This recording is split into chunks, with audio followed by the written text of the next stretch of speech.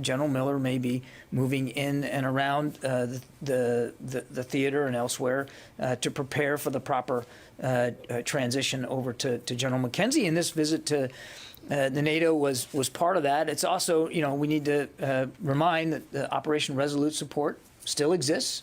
He is still the commander of Operation Resolute Support. It is not uncommon or atypical for him to brief NATO leaders about his activities in that role as the commander of Operation Resolute Support. As for additional travel, I'm not going to get ahead of his schedule. I think you can all understand why we wouldn't do that. But as we get closer to this transition of authority from General Miller to General McKenzie, we'll certainly keep you updated to the degree we can. Tom? John, can you walk us through what happened at Bagram? The Afghan military is saying the U.S. left in the dead of night, didn't inform them. Looters broke in, grabbed a lot of stuff. And there's also reports that left behind were hundreds of armored and unarmored vehicles. Yeah, so I mean, I've seen those press reports, Tom. What I can tell you is that there was coordination with Afghan leaders, both in the government as well as in the Afghan security forces, about the eventual turnover of Bagram Air Base. As you know, it was the 7th and the final base that we turned over to the Afghan National Security Forces. You don't do that in a vacuum, and this wasn't done in a vacuum. I can't speak for the level of information that went down the Afghan chain of command, but I can tell you that Afghan leaders, civilian and military, were appropriately coordinated with and briefed about the turnover of Bagram Air Base. In fact, some of that briefing included a walkthrough of facilities on the base with senior Afghan leaders. Was that with Civilian Aviation Authority people? I beg your pardon? Was that with the Civilian Aviation Authority people? I don't know the details of that. I do know that there was a walkthrough of the facilities with senior Afghan leaders. Did you say when that was done? Just let me finish. The specific conversation and coordination about the turnover of Bagram, the final conversations occurred about 48 hours prior. Obviously, for operational security reasons, we didn't go into the exact hour at which all U.S. forces would leave Bagram. Again, as I said from the outset, we have had to operate under the assumption that this drawdown could be contested at any time. And so we're very careful about what we say and how much detail we provide out there. But there was coordination. Now, as to exactly who, I'd refer you to General Miller's staff for the more details on that. But there was coordination done at higher levels in the government and the Afghan forces. It was done in plenty of time. And it's not like the closure or the turnover of Bagram was at all in dispute throughout this drawdown process. Everybody knew that was happening, and there was general understanding about roughly when. Again, as we got closer, more detail was provided to Afghan leaders.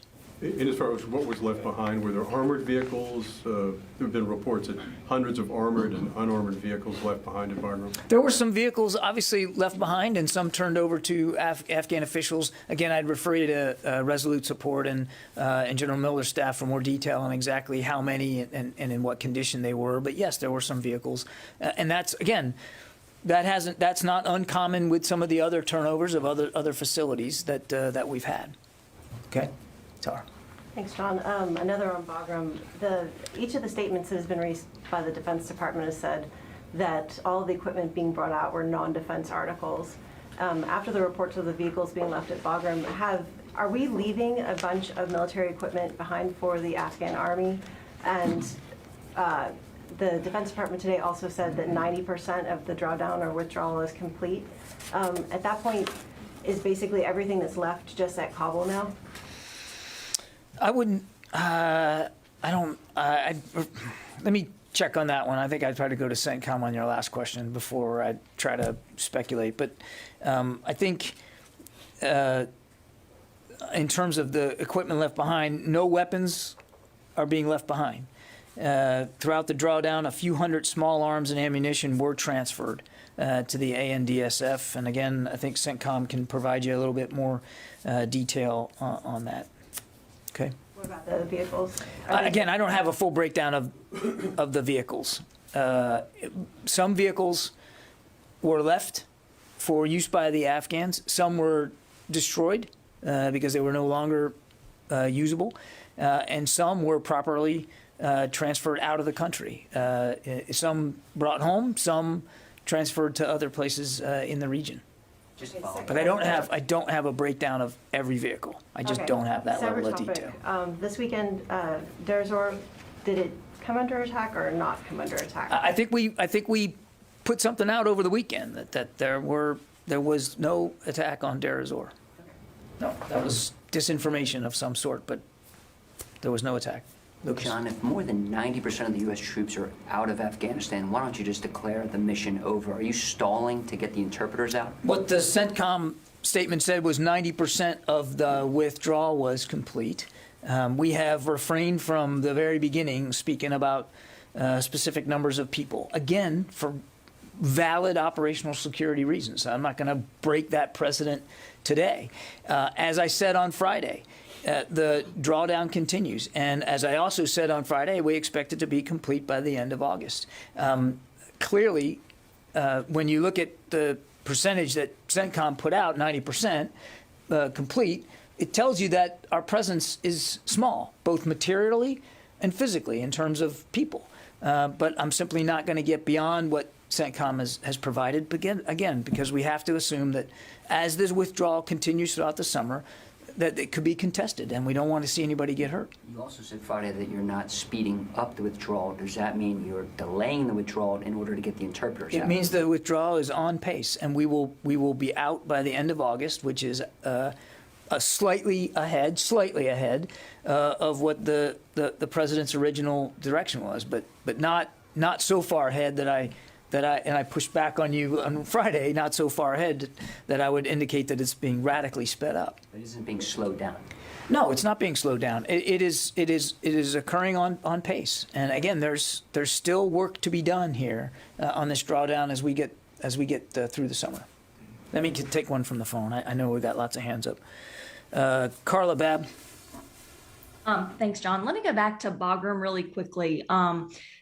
The reports are saying the new commander was not notified. I mean, would you not say that that's a huge oversight either by DOD or the Afghans? Somebody forgot to tell this commander because he's telling reporters that he didn't know until after the U.S. forces had left. So is that not a big oversight? And then I have a couple follows.